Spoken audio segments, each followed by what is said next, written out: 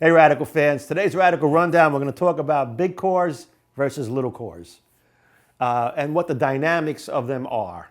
So interestingly enough, in the old days of bowling, the cores were not that big. We hadn't figured that out yet.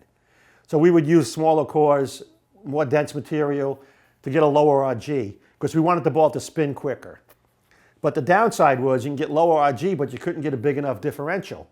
Take a look at some of the balls in the past. We had the Beast. It was a low RG ball, but it had low diff. Even the original hammers, I think they had an 015 total diff. So what happens is when you go to a smaller core, you can get a lower RG, the ball will spin quicker, but you're not going to get a lot of down lane motion. So enter the big cores. So the big cores have a higher RG, but you have more opportunity for a greater differential because you could take mass out of the core in different spots.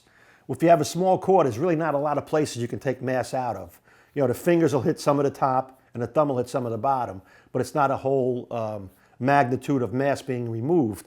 When you get into a big core ball, you can take out mass from the thumb and change the differential. Take out mass from the fingers and change the differential.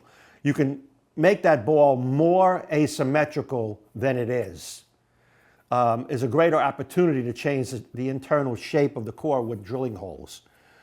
The smaller cores, that's not as prevalent because when you're drilling a hole in that ball, you have a smaller mass to take it out of. The other side of it is with the big core balls, we can do dual density a lot easier.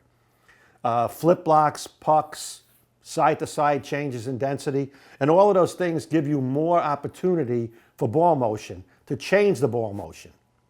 With the smaller cores, your range of motion on a smaller core is limited because of the drill pattern and the banding of the extra weight hole.